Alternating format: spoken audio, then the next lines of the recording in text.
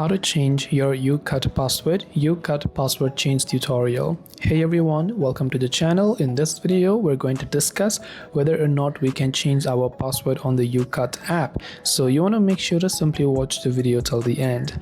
Now what you got to do is you have to just launch the YouCut video editor application, and whenever you go and open the app, there isn't any sort of sign-in that is required, right? And since it does not require a sign-in, it does not use a user account or a cloud account to store your projects. They are all saved locally onto your device, which means you cannot change the password in the YouCut video editor because the app does not use accounts, logins or password. You simply open the app and edit the videos immediately. All of your drafts and project files save directly to your phone's internal storage rather than an online server. There is no account page, username or password to manage or update. This way, hopefully this video helped to clarify your doubt on whether or not you can change your YouCut password. If you have got any questions, feel free to leave them down below. As always, thank you for watching and see you soon in the next video.